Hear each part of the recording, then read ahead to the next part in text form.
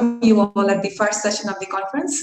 The title of our thematic session is Water Commons Lesson from COVID-19. And for this session, we have with us Dr. Imtiaz Ahmed, Professor, Department of International Relations, University of Dhaka. We have Sara Ahmed, and she's the Adjunct Professor of Center for Heritage Management of Ahmedabad University in India. Ms. Sara Ahmed is also the founder and curator of the Virtual Water Museum in India.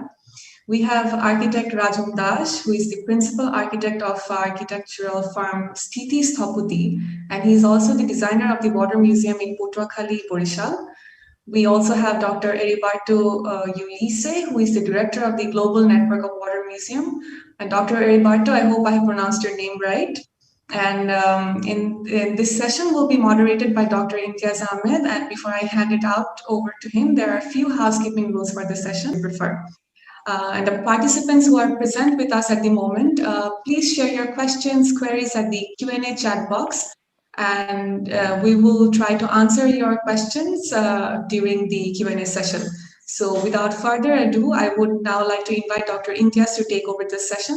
Sir, over to you. Thank you very much, Anahara. I always say good earth to all of you because we are given the time zone. I'm not really sure which morning or afternoon or evening. You can be anywhere in the world now. So good earth to all of you. I will go straight to the session because we want to have as many questions and responses after the presentations. So let me have the honor to call upon Dr. Sara Ahmed, Adjunct Professor, the Center for Heritage Management, Ahmed University, India, and her presentation is on Virtual Water Museum. Dr. Sara, it's all yours. Hi, so I'm just doing a screen share. You can see me? Yes, we can. Yeah.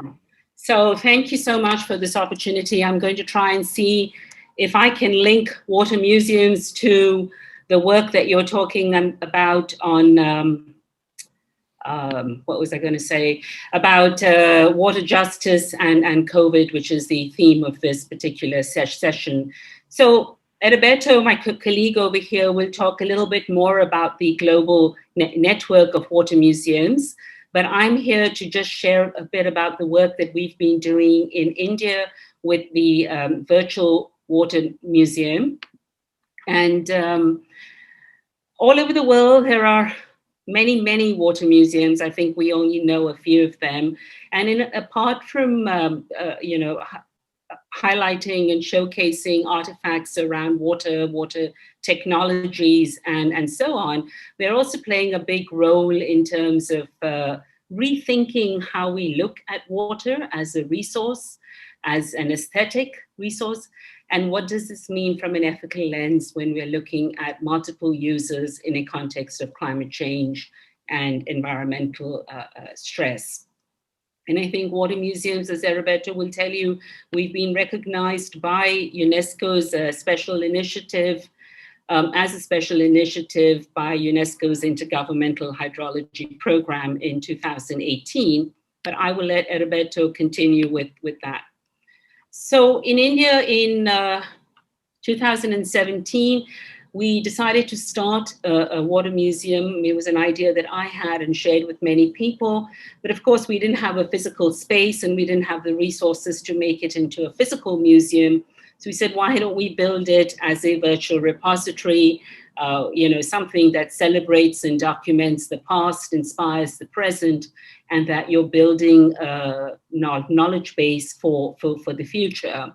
And we wanted to do this through the practice of telling stories and documenting this visually, also using multimedia. So we work in partnerships with many organizations, whether they're NGOs or physical museums in India or academic institutes. A lot of my students have been involved, but also students from other premier institutes across India. All museum content requires research. I mean, that's where you start from. In any kind of storytelling, also, you would start with research. And a lot of this initial research is archival because we're interested in looking at the issues, not just from where they are now, but where did it start from? And I think that is important. So how do you look at a water story as an element of transformative change? What is that story trying to tell you? And in that process, a lot of the people that we've supported and worked with, the students, I'll take you through some of that work, use a lot of different multimedia tools. So I'm not going to take you on a live demo of the slide because that's an internet-based thing, and then sometimes it may or may not work.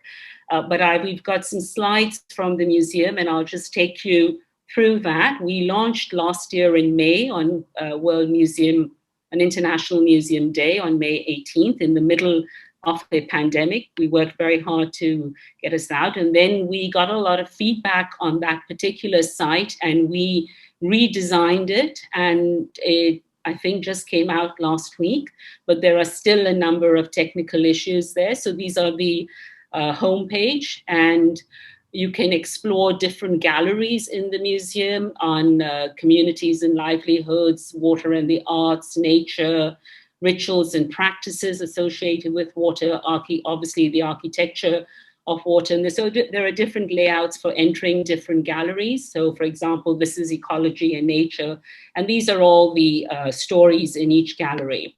So there's also like a map view that shows you where you can locate these stories in different parts of India. So communities and livelihoods, where are these particular stories? And then if you click on that link, you can enter a story from the map view as well. So it's on a computer screen right now, but if you were seeing it on your phone or on your own laptop, you'd be able to scroll horizontally through a story. And the reason we did it horizontally is because when you walk in a museum gallery, you don't walk up and down as you do on your computer screen, you walk horizontally. So the idea was, and that took a lot of coding and programming to have a horizontally screening computer. We've also had a gallery dedicated to the work that we as a studio and as a water museum have also been doing. I'll highlight some of that work, whatever is here right now, but that has been, we've looked at cultures of food and virtual water embedded in the food that you eat in this exhibition that we launched in 2018 with a restaurant in Ahmedabad that actually served local food and made you, sit on the floor and eat and so forth. And we looked at what was the water embedded in your thali, in the food that you ate, all the vegetables and dals, etc. And we also created panels. We looked at the massive collection of water utensils that they have. We did an exhibition around women and water and work. We looked at step wells in Ahmedabad and the kind of role that they can play as secondary water structures. Is it worth renovating, restoring them? How can we map them? This work, unfortunately, has not picked up with too many partners. A lot of architects look at step wells as, from an architectural lens. So these are, I don't think I can activate all of this right now for you, but these would be like 360 tours of the step wells. And then we've also had a team called Scan the World, but this was Scan the World India, which did a photogrammetry in one of the step wells outside Ahmedabad. This was an exhibition that we launched in 2019 online on women, water, and work. We had a few contributions from Africa, but mostly from India. Unfortunately, it wasn't as global as we wanted it to be.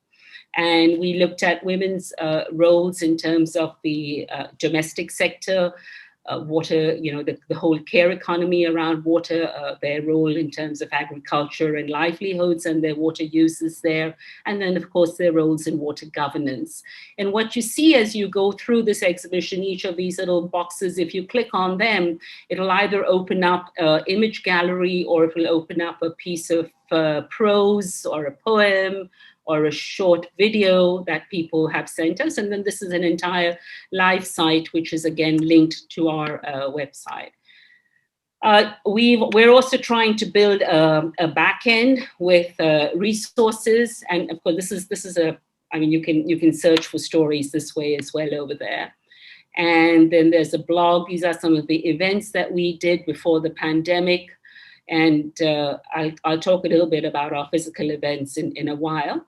But I think that's important as well, that you can't just be a virtual museum without, having some means of physical outreach as well. So we've been doing a lot of that when we could.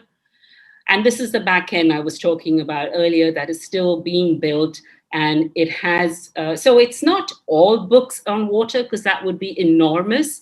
We're trying to focus on books around water heritage and culture and all, and starting with India and South Asia. But eventually the idea would be that we could actually build a resource base. So these are all the different categories, not only books, but also films, documents, artworks, etc. And then for each of them, you can click on them and it'll take you to that. We are not hosting these on our website, because that would then require copyright issues and all of that. But we are providing the bios and abstracts, which anyway are on the the global internet. And also, I think in some cases, there's also a link to where you can buy those books. So in addition to being a virtual museum, as I am in a university, it's my role also to teach. We've run a water studio where we talk about water from a multi-dimensional lens. And in the week in which I teach around water and culture, my student Sukrit from Calcutta has been demonstrating water music on these matkas that you see him playing on.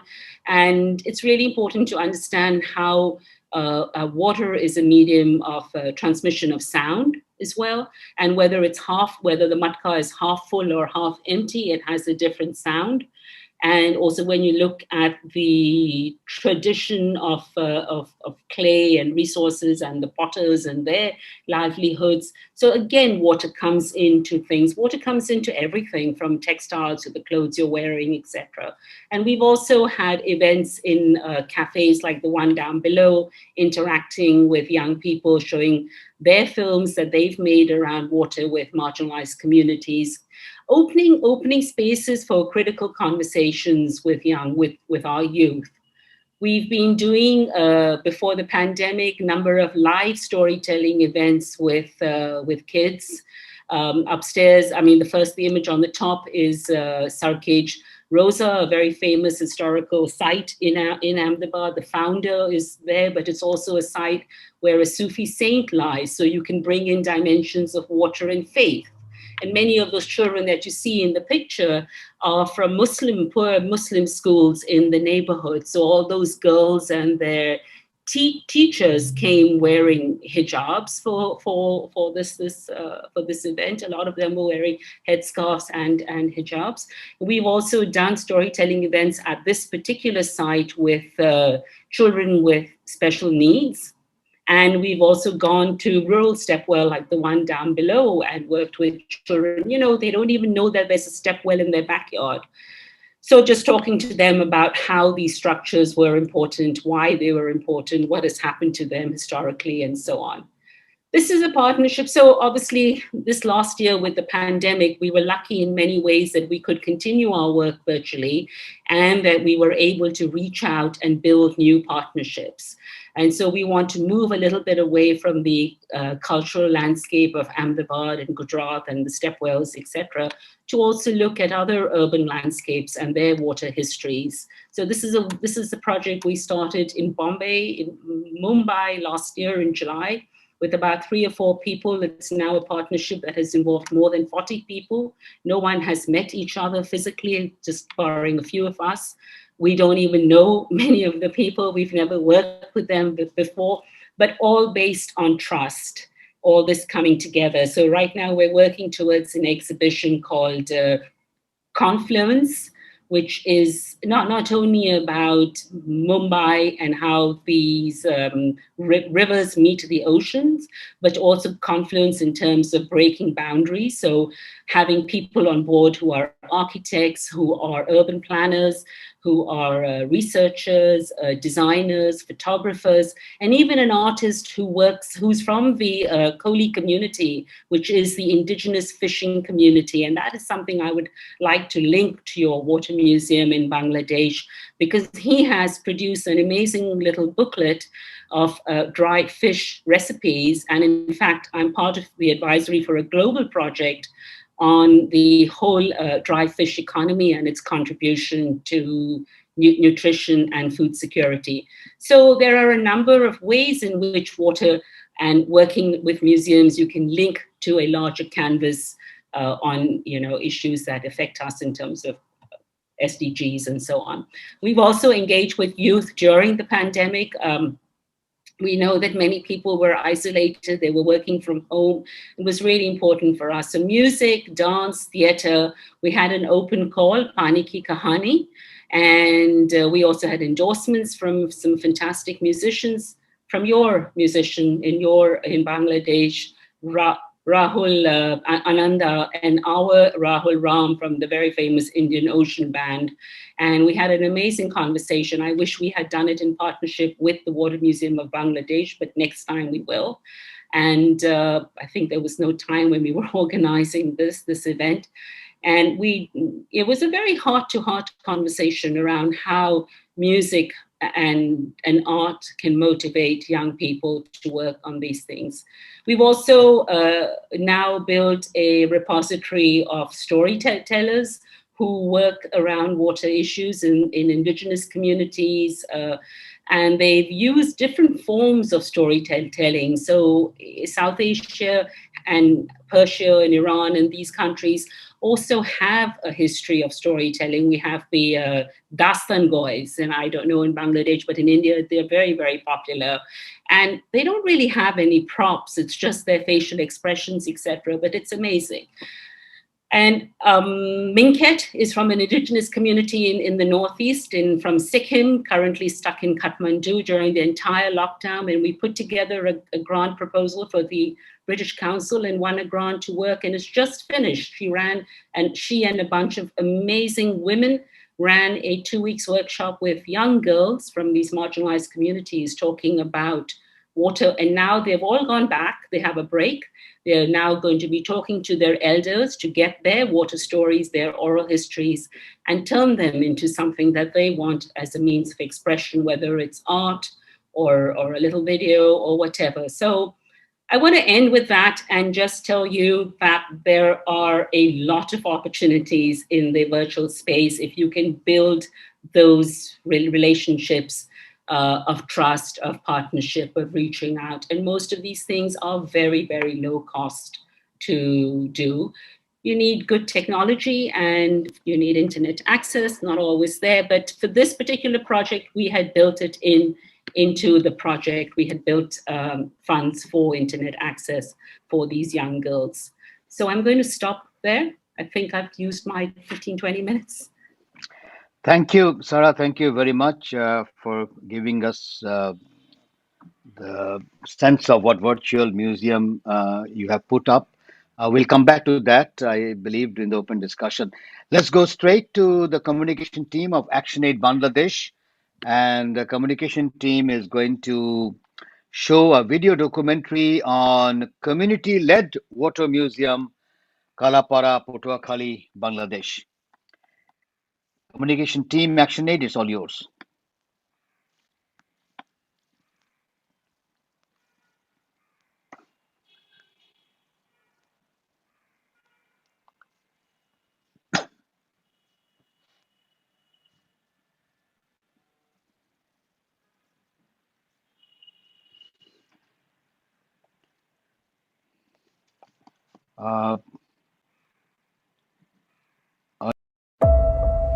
We cannot imagine our lives on this earth without water.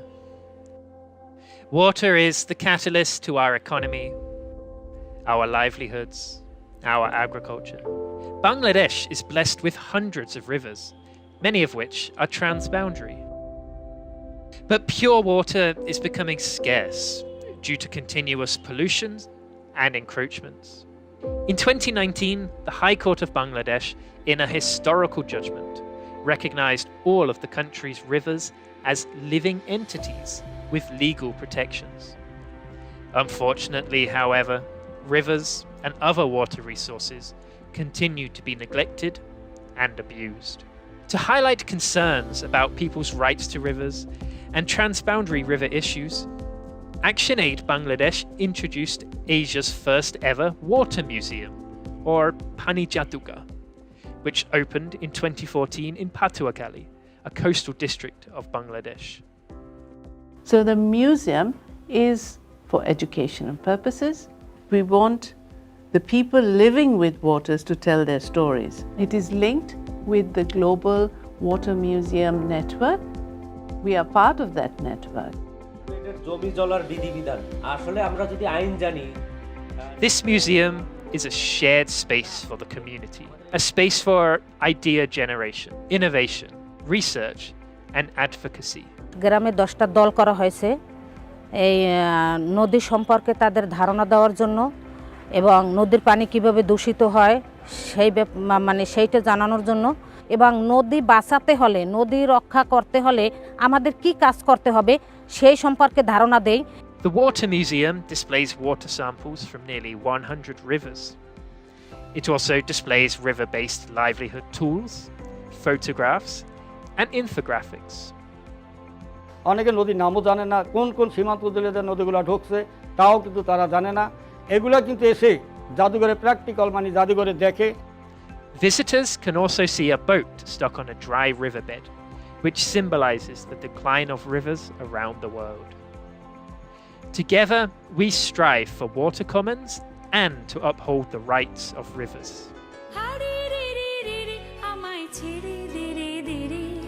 যেমন ছাড়া বনের পাখি মনের আনন দে রে হারে রে রে রে রে আমায় ছেড়ে দে রে দে রে যেমন ছাড়া বনের পাখি। Thank you very much for that shot, but I guess we got some sense of the Kuakata Water Museum, and we'll come back to that later. Let me go straight to the third presentation that we have in my program. Architect Rajan Dash. He is the principal architect of Shishti Sthapati, Bangladesh, and his presentation is on experience sharing by the architect of Water Museum. Rajan Dash, it's all yours. Thank you, sir. Good art to everybody. Thank you. First of all, I'd like to thank ActionAid for inviting me in this International River Conference.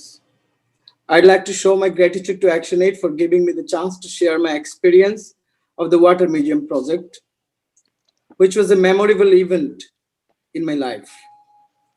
This is the first water museum in Bangladesh, established by ActionAid in 2014. I worked as an architect along with one of my associate architects, Amitav, in this community-led water museum. I must say that I'm not a museum specialist. That was my first experience to do such project like water museum. Even today, I can clearly remember when I got invitation from ActionAid, I became very excited. As an architect, I always value vernacular architecture, and the agricultural as well as riverine rural life of Bangladesh has always dominated my architectural thinking. Getting this project, I was overwhelmed at the thought that it will be done on rural, especially on riverine context. I live in Sylhet, in northeast. It is situated in the northeast corner of Bangladesh. So the project is just opposite of my city, a far southern place, Kuakata. There was many networks of rivers. So I had to travel by river cruise. This journey was another reason for my interest and curiosity to involve in this project. The first 2 days took time to mingle with the people there. But then I was fascinated by their charming minds and cooperative attitude. Two very important and influential things in their lives I saw are the sea and the river. I saw hardness and tenderness in their character as well. We gradually transformed a traditional 2-story house made of brick, wood, bamboo, and corrugated sheet into a water museum. With the help of local people, we decorated its interior space with folk art and crafts, photographs, etc. We collected some bamboo and cane items, pottery used by the local, and kept them in the museum. More than hundreds of river water samples were being collected. We made a symbolic sculpture in the frontier and named it Life Dries Up. We quote this name from the song of our great poet Rabindranath Tagore, Jibon Jokhon Shukaye Jay. In this installation work, you can see an abandoned boat which is stuck in a pile of sand deposited in the river. My goal was to indicate how numbers of construction of dams disrupted the life of our river. Our rivers are dying. Still now I can remember beautiful names of the river of that region, Andharmanik. If we translate, it's the jewel of night, and Kirtan Khola, the house of music. And lastly, I'd like to say, in implementing this project, I got such an experience which plays an important role in my career, especially in community-based projects like village temples and rural schools. Today, I am very much happy and delighted sharing my thoughts and memories. So thanks to ActionAid and all the people hearing me today. Thanks. Thank you, Rajan. I remember your hard work, and maybe at the end I will try to tell you, ActionAid really worked hard because we had a deadline, and you really produced something. Myself, I was quite impressed when I went and saw that. We have the final speaker of this session. We have Dr. Ribarto Ulisse, Executive Director, the Global Network of Water Museum, and he will be presenting on water commons and water museums in time of the COVID-19 pandemic. Ribarto, it's all yours. Thank you. Can you hear me? Yes, we can hear you. Okay, thank you, sir. I'm pleased to be here. Excuse me. I'm pleased to be here, and unfortunately, for technical reasons, you can't see my face, but I will show some presentation and also a video. I'm very glad to be here with you today and to have also the opportunity to meet the principal architect that built the Kalapara Patuakhali Water Museum. As you know, this water museum is a member of the global network of water museums. And we are very proud to have a community-based museum in our global network. So I will try to share now my PowerPoint presentation. Oops, where is that?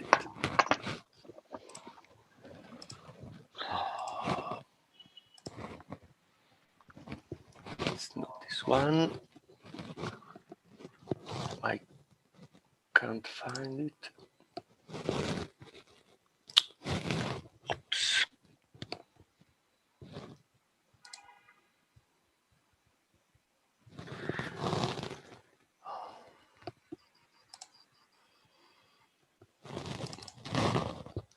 Sorry, I cannot find. Oops. I think you can see my screen, eh? Yes, we can. Except that a lot of files. Yes, can you see the slides now? Yeah, now we can see. Okay, good. Thank you. So the title of my presentation is Water Museums and Water in the Time of COVID. As you may know, the Global Network of Water Museums is a flagship initiative of UNESCO IHP that was endorsed by the Council of the Intergovernmental Hydrological Program of UNESCO to recognize the role of water museums worldwide to build a major water awareness in a time of global water crisis and to work with schools in a more coordinated way. Today, it's also an NGO which is based in Italy, in Venice. Our network was acknowledged in 2018, and in 2 years now grouped together around 60 water museums from all over the world in 25 different states.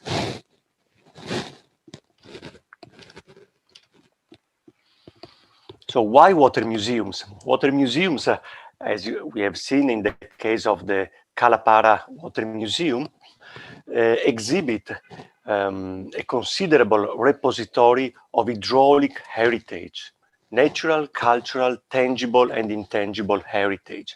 And this heritage should be known by, in new ways, by large audiences, through transdisciplinary, through holistic approaches.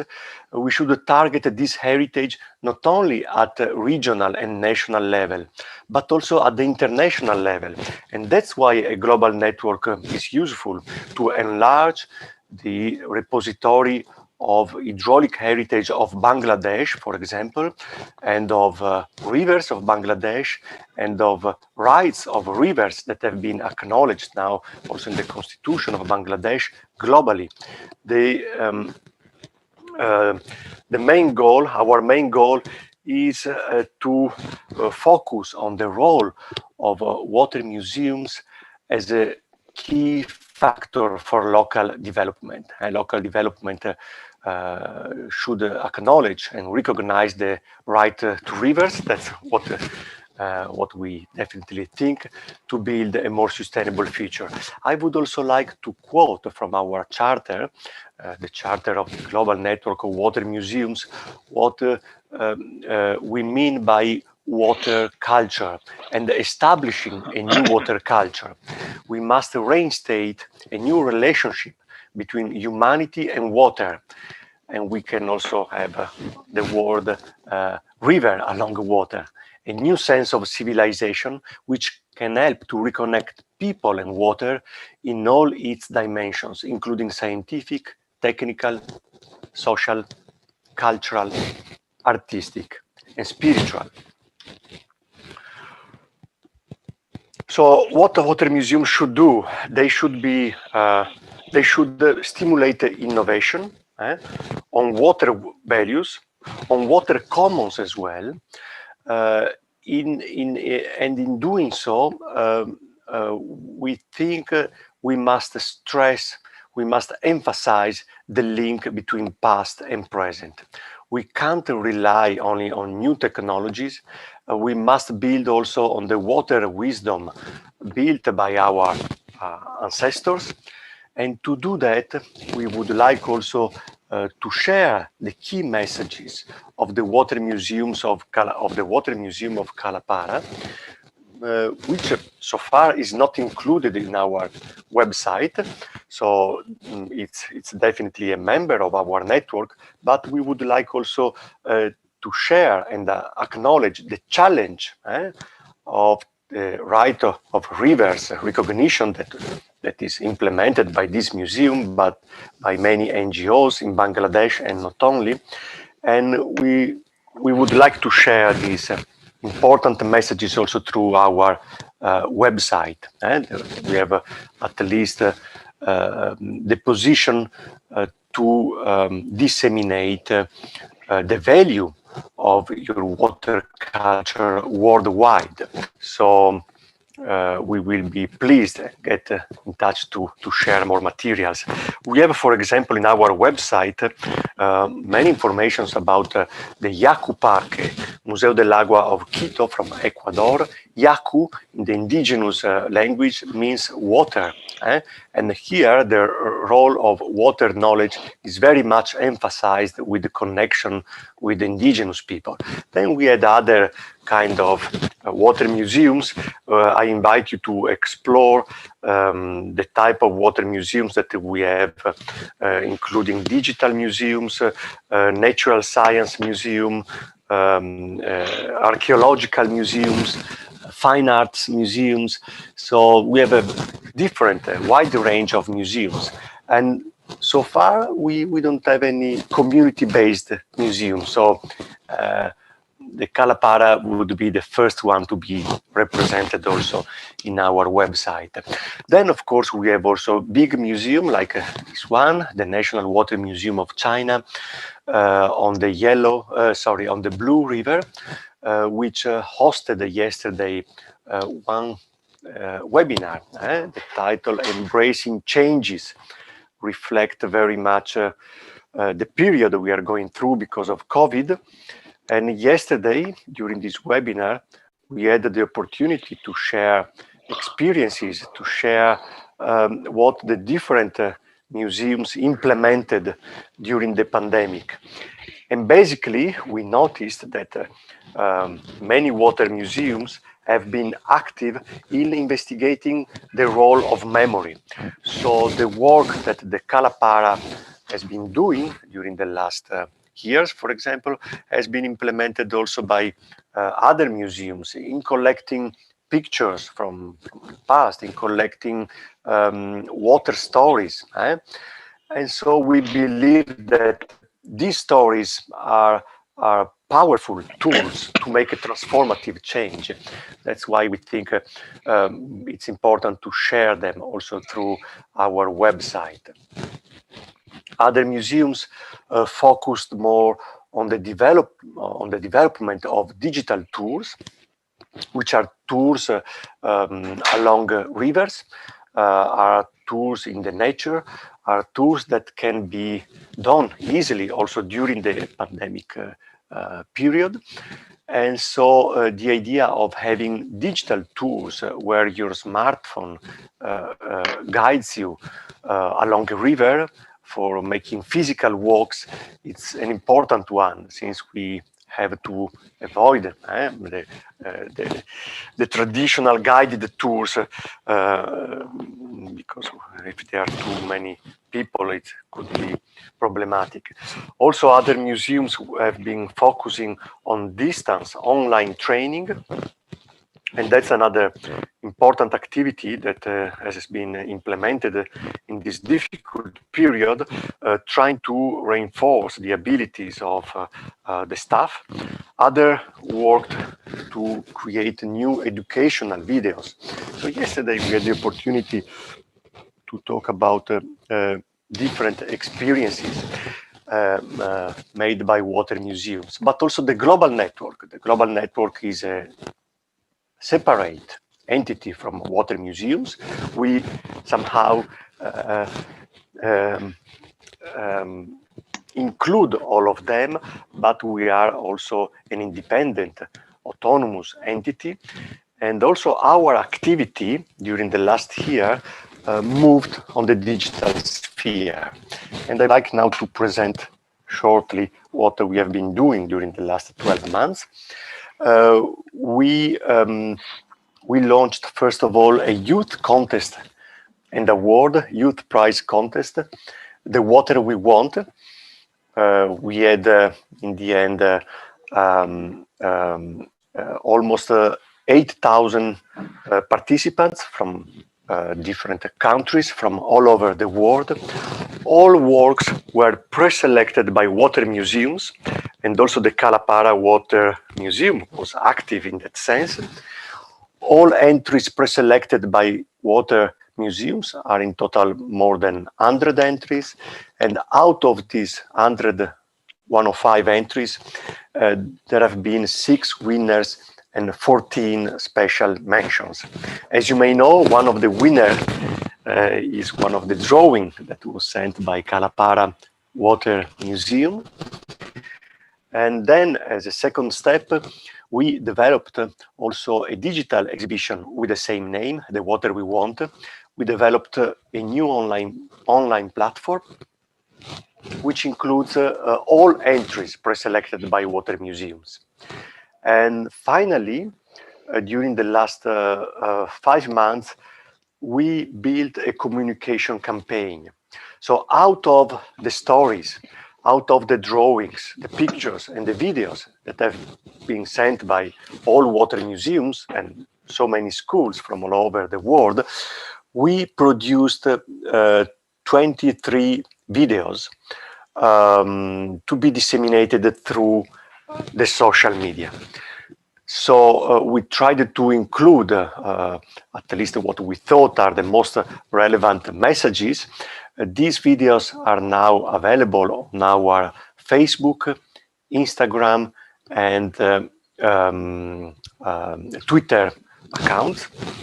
So you can learn and see what are the messages that we try to disseminate. Thanks to this competition.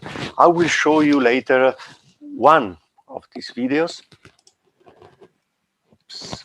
Okay, I was running a bit fast, but here you see, yes, the drawings, some of the winners of the competition. In the middle, you can see the beautiful drawing sent by the Calapara Water Museum, the one with the red sky and a boat on the river.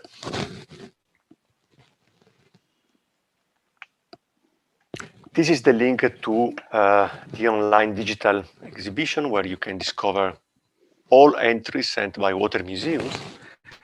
And now,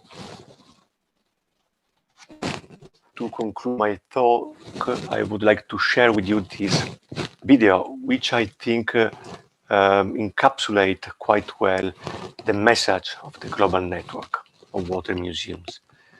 Let me see if I can share it with you. Can you see the screen with the UNESCO Presents? Yes, yes. Okay, thank you.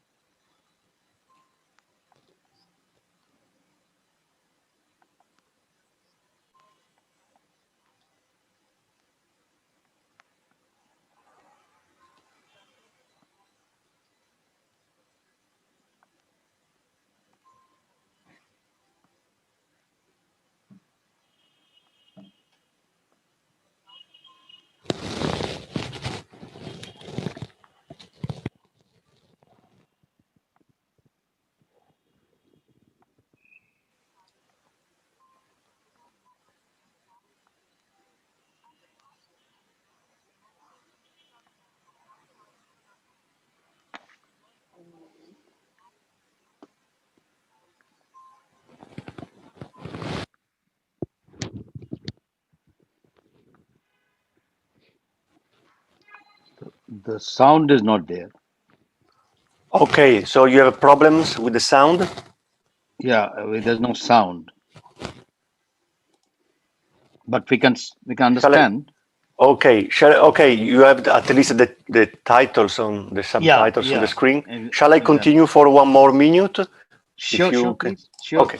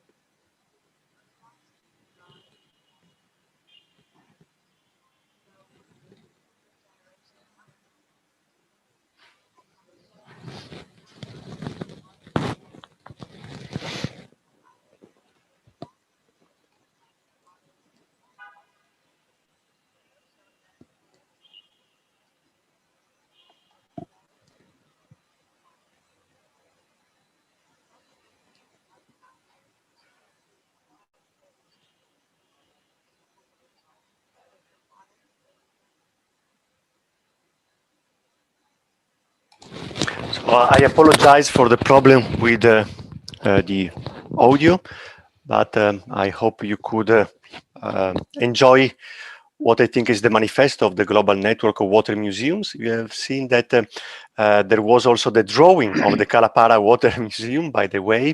In our next activities, in our future videos, we would like to share also some more materials of the Kalapara Water Museum, as we can convey the message on a larger scale, on a global scale. So concerning the possible collaboration, I think we can work together in the future and deliver a strong message related to the right of rivers and to the activities of the Kalapara Water Museum. Thank you so much. Thank you, Roberto. Please stay with us because we have a Q&A session, and I hope there will be questions that you have to respond, and I believe so will Dr. Sara and architect Rajan. So we have a couple of questions already at the chat box. I just let me read out some of the questions, and then we can come for the response. One question, I guess, is to everyone, to all the three speakers, including the communication team from ActionAid. If someone from the communication team wants to respond, how can a water museum uphold the idea of water commons, linking water justice and democracy? So that's one. So how do you link water museum with the water commons, justice and democracy? Then we have another question. What about the river Kondafuli and Halda? Are these not significant regarding heritage and culture? This, I think, is very specific. Probably someone from ActionAid can respond to that. You're free to raise your hands if you have any questions. Just raise your hands on the screen or start talking, and I will understand that you want to ask a question. Please do not hesitate. You are also free to ask question বাংলায় যদি কেউ বাংলায় প্রশ্ন করতে চান আপনারা যদি বাংলায় কেউ প্রশ্ন করতে চান please feel free to ask question also in Bangla, and I think also we can if somebody wants to ask question in Hindi, because we have Sara here, she can respond any question if you want to ask question in Hindi. But let's take this to question, at least the first question, and start with Dr. Sara. Sara, you want to respond to that? Water museum and democracy and justice, Yeah, please. I think I can respond. Thank you so much, Dr. Imtiaz. So, museums themselves are really keepers of our past, our histories, artifacts, science, experiments, water, and so on. I think it's only when you're actually doing the kind of outreach events that many of the water museums and the pictures that Roberto showed you are doing, or the kind of things that we've been trying to do in a small way before the pandemic came and closed these physical events, but where we brought together young people from marginalized communities, and we're still doing some of that online. And I think that is where you can have space for critical conversations and dialogues on issues around water justice and water rights. Okay, but it's very hard for a museum to get into that activist space and that action space. It's hard for me as well as a minority woman in India. There are things that I passionately believe about big dams and rivers and rights. And I don't believe in big dams. It's the opposite end of the spectrum. But you have to be careful what you say, where you say, and how you say it. So using the arts to camouflage some of the things that we're saying it through music, saying it through songs, saying it through performance helps a lot. Working with people, every single content story that we have on our website has gone through and edited by me. Many of you here know my work around water and gender justice and governance and all. So I try and ensure that young people who want to work with us, have access to readings, to materials where they can look at these issues, where they can write from that critical lens. And of course, I teach, so that also is another space where we can influence young minds. So those are the kind of things that I think we can do for education, outreach, dialogues, and conversations. We're not going to run campaigns. Another very powerful tool that none of us have mentioned so far is the use of social media. We've been using quite a bit of that recently as well, and highlighting many of the partners that work with us, and work in Indigenous communities on some of these rights issues, so we can highlight their work at least.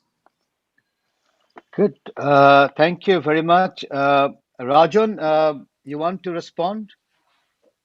Architect Rajan Dash, are you still with us?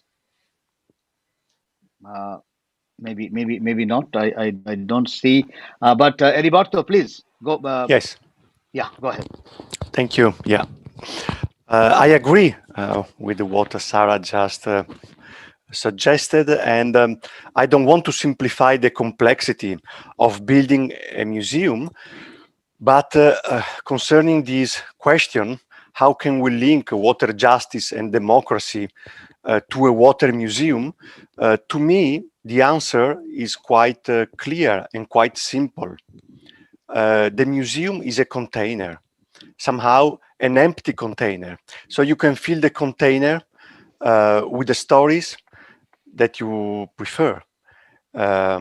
It's like water. We can give a shape to water, and the same is for the water museum. So if your focus is water justice, rights of river, a water museum can be built on these topics to present, to discuss, to disseminate these issues.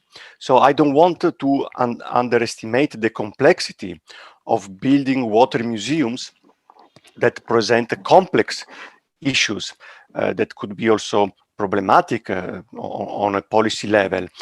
But at the same time, I think with the museums, we have wonderful tools. So we maybe are the only one, and I include you in this subject, that are interested to transmit the stories of water, the rights of rivers to a larger audience. So it's a question also of dignity. To give dignity to these issues, we must be able to communicate them, to disseminate them beyond the local scale. So we can't replace you in building the water museum, but we can help in disseminating these messages. Good.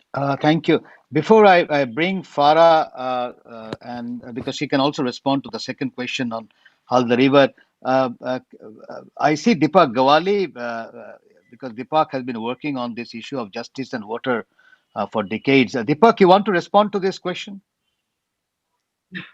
I'm going to respond on the third day. But let me just add that if the moment you begin to talk about justice, water and justice, you have to begin by critiquing this whole approach of treating water as a private good, okay, and admit that water is more of a public good, more of a common pool good, okay. Somewhere along the way, we've just forgotten that and taken these, these theological ukas and instructions from development agencies that talk of water as a private good and privatizing all our water utilities and, licensing away our rivers and so on. So I think, that's going to be the root of the problem. And I think I'll just stop with that at this point. Okay, thank you. I also see Lumna Mariam. Apa, you want to respond to this because your work also, relates to justice. Lumna Mariam? Well, we work with communities and especially performers folk ritual performers where water plays a very, very important role. And I think when it comes to ecosystem studies, the cultural aspect of the services given are very understated. And I do hope that my joining this conference will help build an awareness of the huge cultural impact that rivers play on the people of Bangladesh. Okay. Maybe if we have time, we'll come back to some other people that I see. But Farah, please go ahead. In terms of linking water and justice, thank you for asking that question. I think that's exactly what drove us to develop the Water Museum, because we have worked from 1983 in Bangladesh to try and address the sufferings and impacts of communities living in the front lines, living in coastal areas and water. And that experience enabled us to think about taking the issue of rights of rivers and rights of, or the water justice discourse to another level. And this is where we were going out and reaching out to the experts. But I think when Dr. Imtiaz Ahmed spoke to us about creating together the museum in Kolkata, one of the driving factors was education for the young people and the students, that they also need to know what is their entitlement when it comes to the water and the access to rivers or living, there was a need to demystify that. So that was where we came in, and we find that there is a very strong relationship, intersectional analysis is required, as has been highlighted by Dr. Imtiaz in the first session, that it cuts across whether it's culture, psychology, social studies. You got muted, Farah. The political actors have always been coming at it from the aspect of economic analysis and economic drivers, but we see that there are so many other aspects to it. So that would be my response, and I find that creating the Water Museum has led to all these networks as a follow-up, linking up with Aribato and the global network of water museums, and for reaching out to Sarah or Philippe and UNESCO. So wherever this has created an urge and a platform. In terms of the second question about whether Kornofuli and Halda is important and heritage, that is for something our government has to take up to the UNESCO and or others.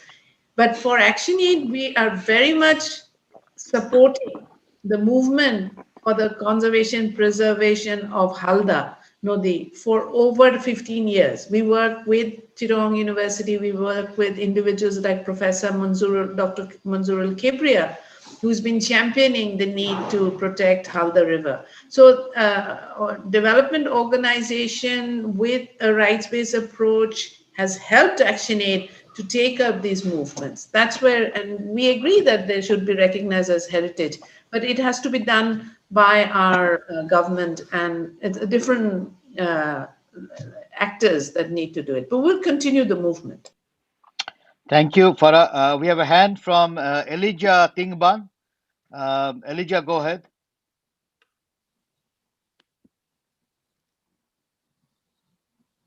Please unmute Elijah. All right. Yeah, go ahead. So I'm Elijah. I'm from Liberia, West Africa. I have a question to the Global Network of Water Museums. In terms of their working, I want to know as to whether the Global Network have any platform set up in West, for which I guess a chapter in Liberia. I want to know what is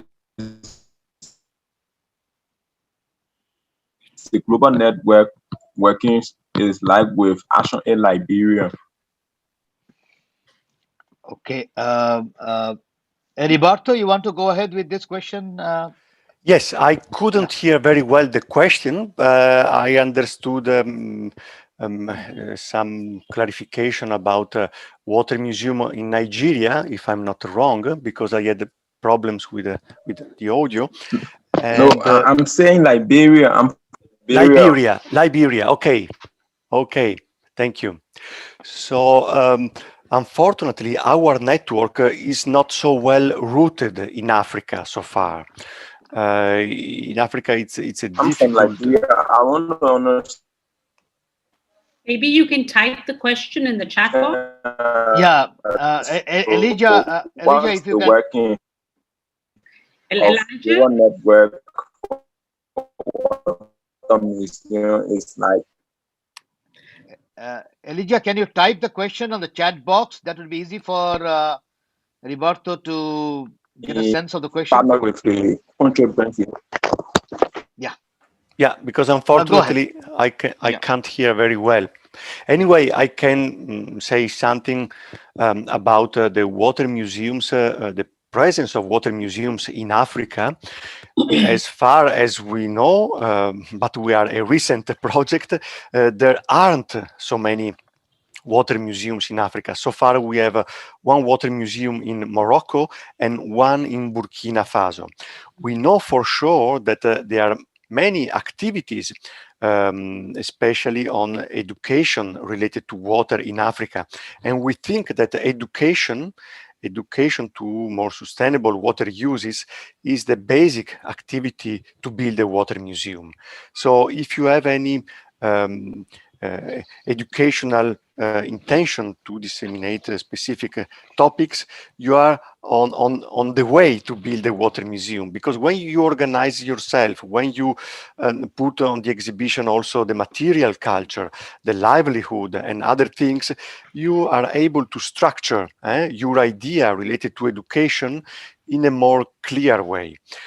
So far, we would like to work more in Africa, not only in West Africa. Now I see the question, especially with the Liberia, but we have in 2022, I hope, an interesting opportunity that I hope we will be able to develop.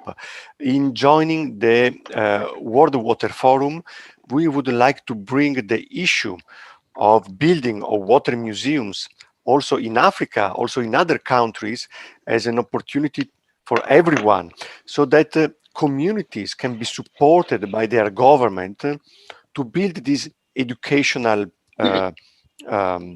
buildings in the shape of a water museum where educational activities are implemented. And so the World Water Forum that will take place in March 2022 in Dakar, in Senegal, should be in principle a way to announce worldwide a project to start building new water museums in Africa. So far, we don't have connection with Liberia. We don't have any connection with other West African countries. Unfortunately, maybe Action Aid through their programs could help in finding ways of building water museums. And in building a water museum, I think it is also an opportunity. At the moment, it seems that the idea of building a water museum is quite fashionable. So it could be a way to engage with the National UNESCO Commission of your country to start raising a discussion on that and try to raise funds to build a water museum. So I think this is also an opportunity to start working together also on more countries that at the moment, unfortunately, maybe they don't have what we call a water museum, but they can associate existing experiences on educational activities and start building water museums with the support and in cooperation with the National UNESCO Commission of that country. For example, of Liberia, the strength of our network is that a resolution was acknowledged by all countries all over the world to emphasize the role of water museum in education. So with this document, thanks to the document that we were able to approve 2 years ago, I think this is also a tool that anyone can use to get support from its own country and start working to build a water museum. Thank you. Thank you, Heriberto. Farah, you want to take this question about ActionAid helping some of the countries in Africa, because ActionAid is also active in Africa. Please go ahead. We take note, and we will have to discuss, because it's also about priorities of those countries. We're definitely, by sharing our experiences, we are advocating for it. And Heriberto, if I may, Dr. Imtiaz, Sure. you know, when we presented the Water Museum from Kolapara, and we signed the resolution in Valencia, did that make us a part of the global network automatically, or there are some formalities that need? Because we did present the command, we were much appreciated for this initiative in Valencia. Thanks to you, we were invited there. Yes, thank you, Farah. I confirm that in Valencia, the founding members signed an act that is formally recognized by UNESCO. So these are the founding members forever, but at the same time, to keep the membership, you know that to keep the global network, we ask for all our museums also a kind of symbolic contribution to make activities, because unfortunately we are not funded by UNESCO. We carry this logo, which sometimes is also quite heavy in many occasions, because it seems that we are part of UNESCO, but we are also working mainly as volunteers to go on with this challenge of disseminating the global network of water museums and strengthening the role of water museums. So to answer to your question, I confirm that you are a founding member of the global network, and you are also a member as far as you contribute annually with a small contribution. We have, you know, the life of the global network, the institutional life of the global network is made by meetings. There are general assemblies in which we decided to invest in specific activities, campaigns, rather than other projects.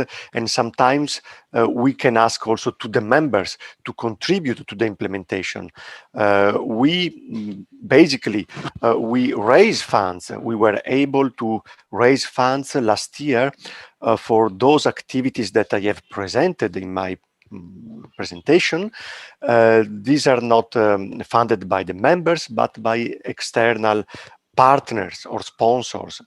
But at the same time, to keep the running, the basic running of the global network, we need also some modest contribution. And you know, everyone is free to continue or stop the membership. So every year one can decide if they have advantage. We try to involve all water museums in sharing their materials, including videos, including water stories. I think there are wonderful water stories from the Kalapara water museums. I saw beautiful pictures, videos that could be shared globally. I know that in Venice also there is a team at the Venice University that is working with other researchers in Bangladesh, and they are very interested to develop further activities with the Your Museum. Thank you very much, Heriberto. Sarah, you want to have your last words? You're muted. I forget. Yeah, go ahead. No, thank you. I was just thinking that, you know, whilst we have an important role to play with in terms of education and young children and so on, We have a lot of our water museums and our partners are at universities and academic institutions. And there, I think the kind of role that we play in terms of raising the interdisciplinary and the interconnectedness of water issues and issues of water rights and justice, etc., in mainstream water management engineering types of programs is critically important in terms of building capacities, but also in terms of building and understanding that water governance is not just nuts and bolts and IWRM and all, but is there more deeper and fundamental questions that people like Deepak and all have been working on for so many years. So I think there are water museum partners and affiliated institutions, including the University of Venice. And I will soon be moving my affiliation to ISER, the Indian Institute of Science, Education and Research. And ISER is also a network of science-based institutions across India, like the IITs and the IIMs. So hopefully we will have scope to build chapters in other academic centers. Eventually, that's how I'd like to see us grow as chapters and locally embedded context, cultural contexts. So, thank you, Dr. Sarah.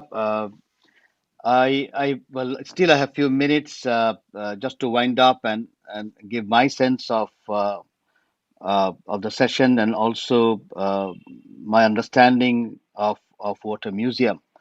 Um, well, the first thing is when we started our journey way back, almost 5 to 6 years back, the idea was not to showcase water only, but to change the mindset, and that's fundamental. Now, for a Bangladeshi, it's become easy because when we talk about Bangladesh, it's actually a water country and not a land country. It's called Nodi Matrik Desh. Nodi Matrik Desh, if you translate, it would be water centric country. Well, there are countries also which are water kingdom. China is known to be a water kingdom also. Uh, so what has happened in the last 400 years, our mind got became more land centric or more brown, as I say. And what we need to do is make the brown mind into blue mind. Now that's a major transformation because that's a transformation of curriculum, of education, of universities. So the first thing is it's not only showcasing water as such or a river as such. It's the mind that we need to transform because for Bangladesh, water is intimately linked. So I guess our passion is much more greater, and I guess some of the other countries as well will have the same kind of passion. So that's the first thing. And when you do that, you challenge the disciplines. And I don't want to use the word interdiscipline or multidiscipline. What I use the word is post discipline. You go beyond disciplines because interdiscipline or multidiscipline still has, the residuals of the disciplines. It doesn't work. So you need to go beyond disciplines. And so the song by Farida Parveen is as important as Deepak Diwali's discourse on hydrology. Let's put it that way. So would be the performance of Lubna Muriam would be as important as the activism of Sarah and Farah. That's the point. So we go post discipline equally, and this is the troubling part when it becomes part of the state because for me it's also post national. You go beyond the nation state, and that's where particular government becomes very nervous. Particularly, we are so much into a nation state, and this is again, it's not that it's 1648. Let's put it that way. Uh, Again, 400 years. So post national is where we need to work on when it comes to water museum. So it's called museum, but it as Farah was describing in the very beginning, when we sat together, our understanding was to transform the mindset and create a critical mass who will know why water has to be centered. And I guess pandemic has given an opportunity for us, and that's besides the reason we started when we started to plan this conference. We thought, okay, water, climate, and justice would fit into pandemic, since all three are related to pandemic, as I tried to show in my presentation. Of course, water itself gets complicated, as I was trying to say in my presentation. It's no longer H2O for us, for social scientists or those who are not into per se science. It's H2OP4, so power, politics, profit, and pollution also becomes as important as hydrogen plus oxygen. And that combination is very complex, where you can understand when two countries negotiate for sharing rivers. They talk about sharing water, but they don't share the other things, the energy, biodiversity, and sediment. Nobody talks about sharing sediment. But you can't have a river without sediment. So you see the complex structure, and this has the politics is at the center. So we are being very political. I'm not sure whether all of us who are into this politics, but if you tell me, I'm being very political.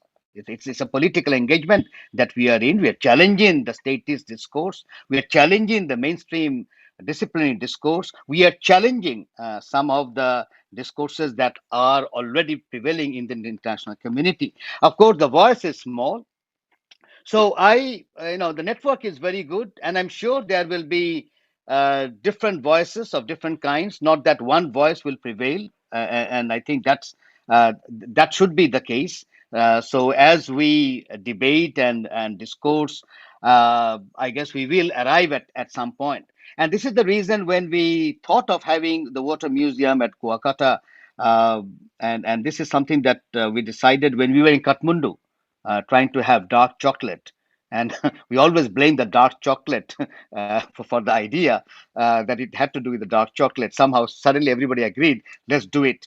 And, as I was telling architect Rajon, the way he did it, I personally, I was quite impressed. Now, the point here is, you challenge the entire discipline.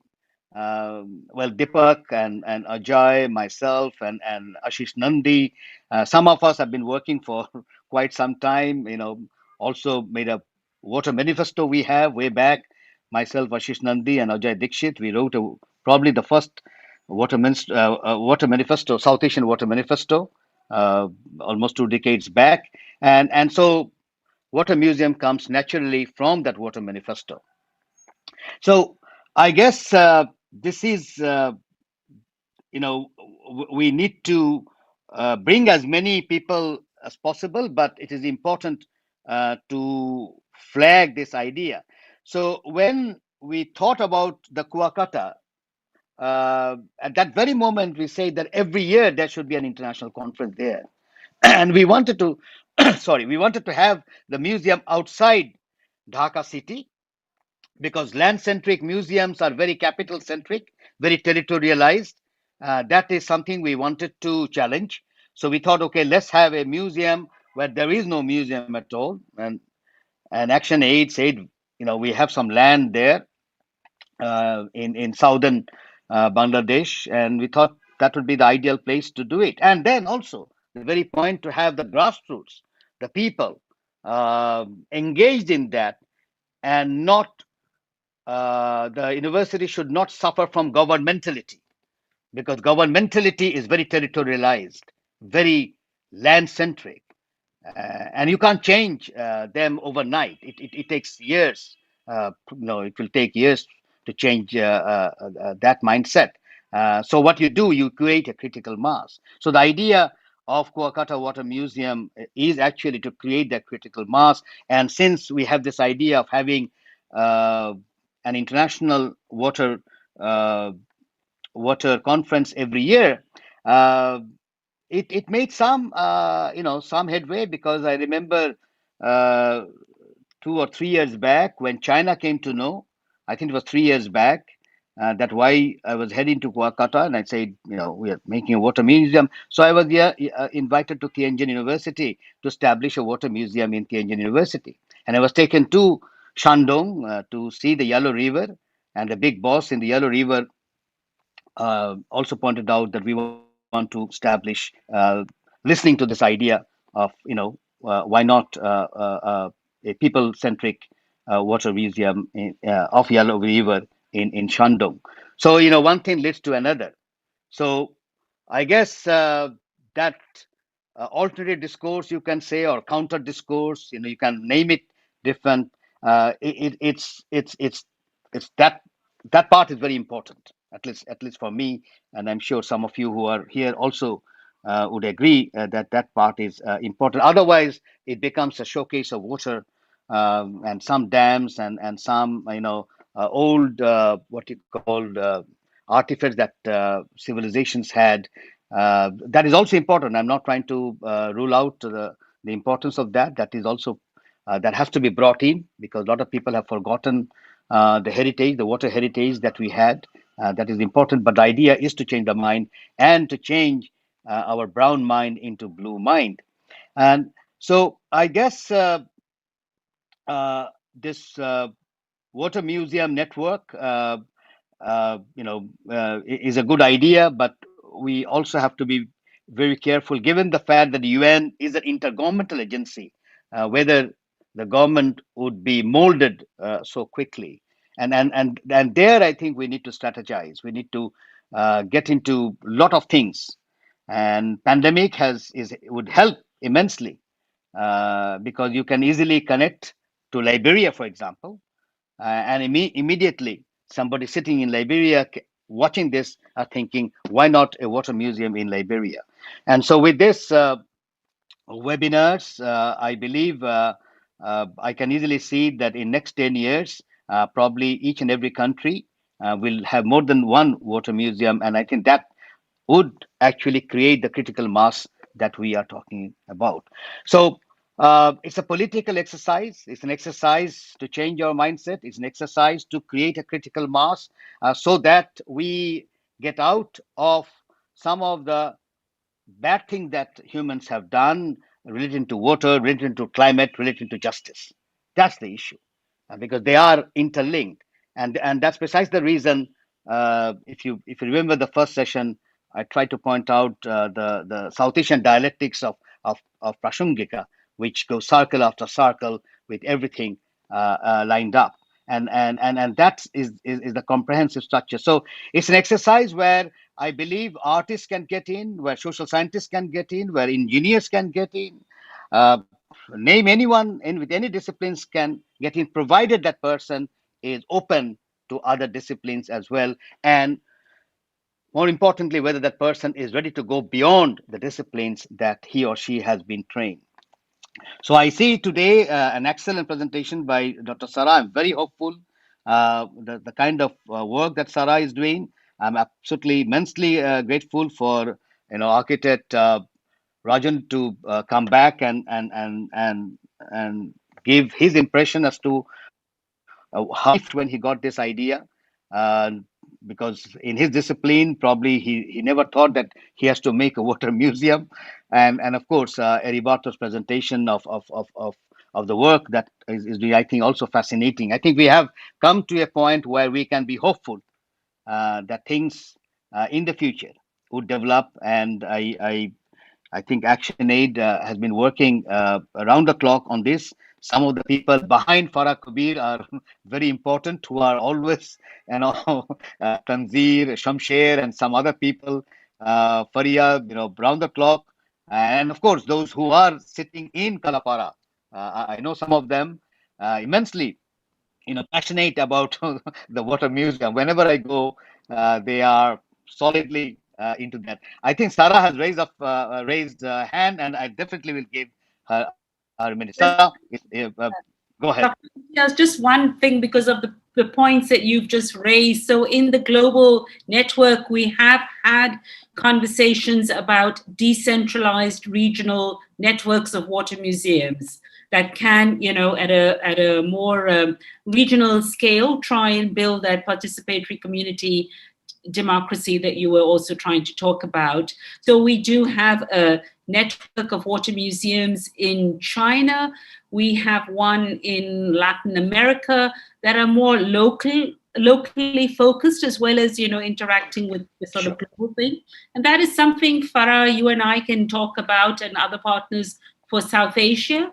I know when I did a presentation at ICIMOD many years, 4 years ago now, there was talk about a Himalayan network of water museums, but it's not, the word museum can put off some people, because museums are seen as fossilized things in Asia. So for want of a better word, we're using museums, but we can, those are things that I think the field of culture and music and art has a tremendous role to play in terms of engaging our youth. And that is something we need to bring into this conversation.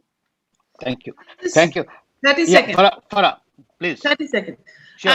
And, the concept of museum is so formalized that we broke it, and we have the first community curator. People thought we were joking.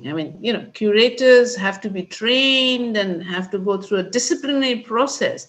But our community curator is passionate about the museum, has a full understanding of what the artifacts are in there, and wants to learn about the water. So I think some of these concepts and roles also need to be deconstructed, which will enable a participatory approach to setting up museum, managing museum, and sharing the learnings from museum. Thank you.